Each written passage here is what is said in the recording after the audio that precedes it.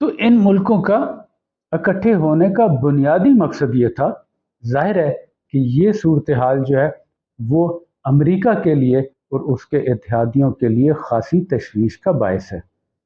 रूस में होने वाले इस इजलास की एक ख़ास बात ये भी है कि ये यूएन चीफ्स की भी जो है वो हमारी तरह की कोई सियासत है, बिल्कुल इस तरह जिस तरह हमारे अक्सर ब्यूरोक्रेट्स जो हैं वो रिटायरमेंट के बाद उनका ज़मीर जाग जाता है।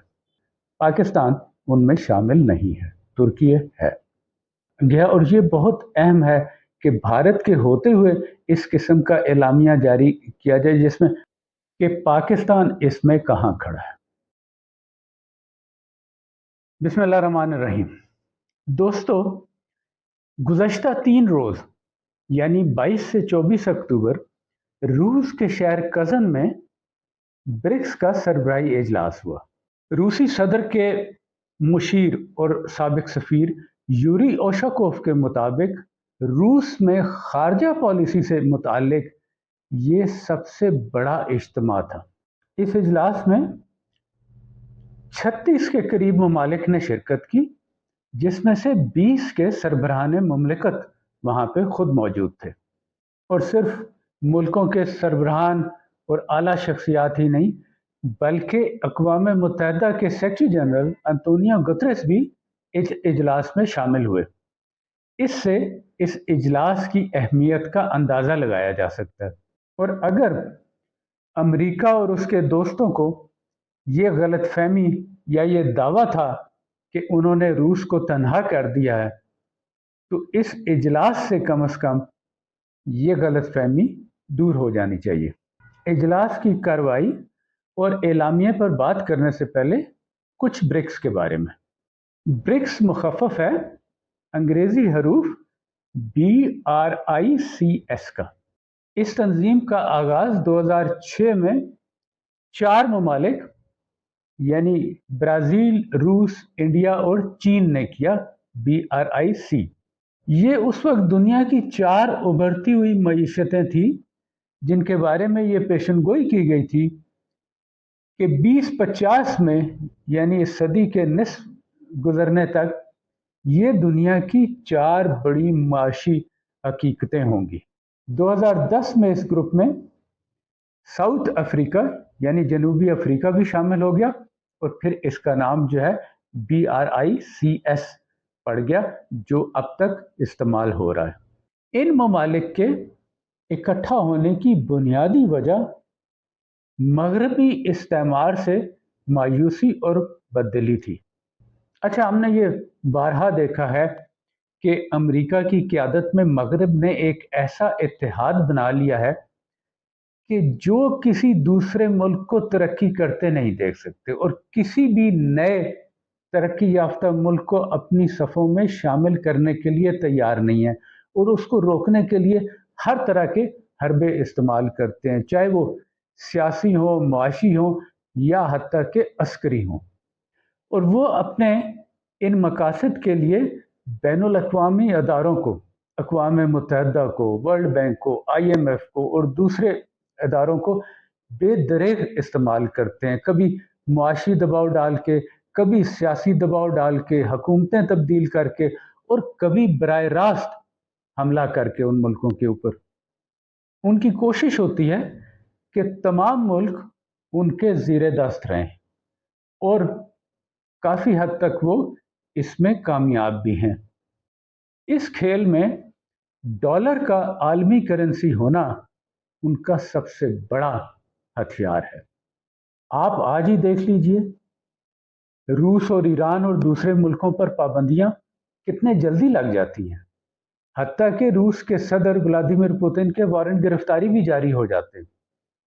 लेकिन इसराइल के खिलाफ अक़वाम मुत्तहिदा की करारदादों और आलमी अदालतों के फैसलों के बावजूद कोई कार्रवाई नहीं हो पाती, क्योंकि अमेरिका और उसके इत्तेहादी इसराइल के साथ खड़े हैं। मगरिब के इसी दोगलेपन ने इन तरक्की करते हुए मुल्कों को यकजा कर दिया ताकि वो मिलकर मगरिब की साजिशों और इस्तेमार का मुकाबला कर सकें। तो इन मुल्कों का इकट्ठे होने का बुनियादी मकसद ये था कि जो दूसरी जंग अजीम में वो ब्रेटन वुड्स के नाम से जो इंस्टीट्यूशंस बनाए गए थे, जो अक़वाम मुत्तहिदा, IMF, वर्ल्ड बैंक वगैरह, उनके अंदर जो है इस्लाहात पैदा की जाए, उनके अंदर शफाफियत पैदा की जाए, ताकि दूसरे मुल्कों की भी नुमाइंदगी जो है वो बेहतर तरीके से हो सके आलमी निज़ाम और फैसला साजी के अंदर। इस सिलसिले में एक अहम हदफ जो है वो ब्रिक्स की अपनी करेंसी का इजरा और एक ऐसा मालियाती निज़ाम बनाना है जो कि मगरब के तसल्लुत से आज़ाद हो। अभी आपको पता है कि एक वो स्विफ्ट नामी एक तरह का बैंकिंग सिस्टम है जो कि डॉलर को ट्रैक करता है, और जहाँ जहाँ डॉलर की ट्रांजैक्शन होती है, तजारत होती है, वो उनकी नज़रों में रहती है। ब्रिक्स ममालिक ने IMF और वर्ल्ड बैंक के मुकाबले में जो है अभी एक वो न्यू डेवलपमेंट बैंक और कंटिजेंसी रिजर्व अरेंजमेंट नाम के जो है इंस्टीट्यूशंस बनाए हैं ताकि वो उनसे पीछा छुड़ा सकें। चीन ने एक स्विफ्ट के मुकाबले पे अपना मालियाती निज़ाम भी बना दिया है। जाहिर है कि वो अभी पूरी तरह फाल नहीं है, क्योंकि बुनियादी तौर पे अभी जो नई करेंसी का इजरा है उसके ऊपर बात आगे नहीं बढ़ सकी, क्योंकि कुछ ममालिक ख़ास तौर पे भारत जो है वो अभी जो है उसके तहफ़्फ़ुज़ात हैं उसके बारे में। अलबत्ता इन ममालिक ने आहिस्ता आहिस्ता अपनी तजारत जो है वो अपनी नेशनल करेंसीज के अंदर जो है वो करनी शुरू कर दी है। हत्ता कि सऊदी अरब ने भी कुछ अर्सा पहले ये इंदिया दिया था कि वो भी तेल की तजारत जो है वो चीनी करेंसी यानी युआन में करने के लिए रजामंद होगा। इसी तरह बहुत से मुल्कों ने अब अपने जो रिजर्व्स हैं वो डॉलर की बजाय गोल्ड में इकट्ठे करने शुरू कर दिए हैं। जाहिर है कि ये सूरत हाल जो है वो अमेरिका के लिए और उसके इत्तेहादियों के लिए खासी तशवीश का बायस है। गुज़श्ता साल 5 और ममालिक को जो है वो रुकनीत की दावत दी गई थी, जिसमें ईरान, इथोपिया, मिस्र, मुत्तहिदा अरब इमारात और सऊदी अरब शामिल हैं। बाकी 4 ने तो बाकायदा शमूलियत इख्तियार कर ली है, लेकिन सऊदी अरब ने मेरा ख्याल है अभी तक जो है वो रस्मी शमूलियत इख्तियार नहीं की, वो अभी सोच रहे हैं। इसके अलावा अर्जेंटीना को भी दावत दी गई थी, क्योंकि उन्होंने पहले जो है दरख्वास्त की थी, लेकिन फिर इस दौरान में वहाँ हुकूमत बदल गई और नए आने वाले सदर ने इससे माजरत कर ली, क्योंकि वो अभी मगरब को नाराज़ नहीं करना चाहते। इस वक्त जो ब्रिक्स ग्रुप है वो दुनिया की 30% जोग्राफियाई ज़मीन, 45% आबादी, 47% खाम तेल और 30% के करीब मईशत यानी GDP की नुमाइंदगी करता है। तो ये एक बहुत बहुत मजबूत ग्रुप है। अभी पाकिस्तान समेत 30 से ज़ायद ममालिक जो हैं उन्होंने जो है वो ग्रुप में शमूलियत की ख्वाहिश का इजहार किया है। इससे भी पता चलता है कि ग्रुप जो है वो तेज़ी से जो है वो दुनिया में पसंदीदगी हासिल कर रहा है, और कितने मुल्क जो हैं वो मगरब से बददिल और मायूस होते जा रहे हैं। तुर्की जो नेटो का मेंबर है उसने भी दरख्वास्त दी है परमानेंट मेंबरशिप के लिए, और दूसरे ममालिक भी, हत्ता कि जो ममालिक आपके ईस्ट एशिया जिनके चीन से अच्छे ताल्लुकात नहीं भी हैं वियतनाम की तरह, वो भी इसमें शामिल होना चाहते हैं। रूस में होने वाले इस इजलास की एक ख़ास बात यह भी है कि इसमें अक़वाम मुत्तहिदा के सेक्रेटरी जनरल गुतरेस भी जो हैं वो शामिल हुए हैं, जो कि पहली दफ़ा किसी ब्रिक्स इजलास में शामिल हुए हैं। आप जानते हैं कि गुतरेस काफ़ी अरसे से और ख़ास तौर पे गज़ा में इसराइल की नस्ल कुशी के बाद से जो है वो काफ़ी खुल के मगरब के ख़िलाफ़ बोल रहे हैं।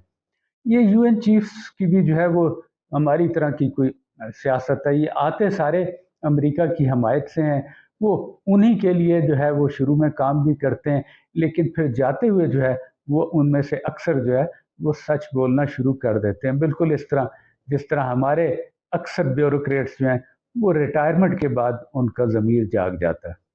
अच्छा, इस इजलास के हवाले से एक तो जैसा कि मैंने कहा, इसकी यही अहमियत काफ़ी है कि रूस ने ये साबित कर दिया है कि वो तन्हा नहीं है। उसके साथ बहुत से दूसरे मुल्क खड़े हैं, और ये कि अब ना सिर्फ ये कि बहुत से मुल्क जो हैं वो मगरिब से नालाएं हैं, बल्कि अब उनमें इतनी जुर्रत पैदा हो गई है कि वो अपनी नापसंदीदगी का इजहार भी कर रहे हैं, और अब वो दूसरे ग्रुपों के अंदर शामिल भी हो रहे हैं। इस इजलास में भी तवक्को की जा रही थी, क्योंकि बहुत से मुल्कों ने दरख्वास्त दे रखी थी कि नई मेंबरशिप्स का, नई रुकनीत का ऐलान किया जाएगा। वो तो नहीं हुआ, लेकिन वो एक नई कैटेगरी की मंजूरी उन्होंने दे दी है कि अब जो है पार्टनर ममालिक होंगे, और उसमें 13 जो है पार्टनर ममालिक जो है वो फिलहाल उन्होंने आइडेंटिफाई किए हैं, जिनको इस इजलास में शिरकत की दावत भी दी गई थी। पाकिस्तान उनमें शामिल नहीं है, तुर्की है। एलामिया में मशरक़ वस्ती की सूरत हाल पर इसराइल की मजम्मत की गई है, और उसका पुरअमन हल निकालने के बारे में जोर दिया गया, और ये बहुत अहम है कि भारत के होते हुए इस किस्म का एलामिया जारी किया जाए, जिसमें वो काफ़ी लंबा जो है उसके ऊपर तफसील से बयान दिया गया है, जो इसराइली जहरीत मुख्तलिफ मुल्कों में उसके हवाले से, और जो अक़वाम मुत्तहिदा की करारदादें हैं इसराइल के ख़िलाफ़, या जो आलमी अदालतों के फ़ैसले आ रहे हैं, उनकी हमायत की गई है। और दिलचस्प ये बात है कि ये ऐसे वक्त में हो रहा है कि जब कल ही जो है वो रूस का एक डेलीगेशन जो है वो इसराइल पहुंचा है, ताकि हमास के पास जो यरगमाली हैं, जिनमें से कुछ रूसी भी हैं, उनकी रिहाई के बारे में बातचीत हो सके। इसके अलावा यूक्रेन के मसले पर बातचीत और मसालत के ज़रिए अक़वाम मुत्तहिदा की मंशूर के मुताबिक जो है उसको हल करने पर जोर दिया गया। इसके साथ ही जो उनका मेन एजेंडा रहता है कि जो आलमी इदारे हैं, आलमी मालियाती निज़ाम है, उसकी इस्लाह और उसका जो ढांचा है उसको तब्दील करने पर, उसके अंदर जो है शफाफियत लाने पर बहुत जोर दिया गया है। और ब्रिक्स की अपना जो तजारती एक निज़ाम है, जिसे ब्रिक्स क्लियर का नाम दिया गया है, उसके नफाज के ऊपर जोर दिया गया है। मगरबी ममालिक की तरफ से जो एक रुझान है, जो वो यकतरफा और गैर कानूनी जो है माशी पाबंदियाँ लगाते हैं, सियासी पाबंदियाँ लगाते हैं दूसरे मुल्कों पे, उसकी शदीद मजम्मत की गई है, उसकी हौसला शिकनी की गई है, और ये कहा गया है कि ये बेसूद और नुकसानदेह है, इसे ख़त्म हो जाना चाहिए।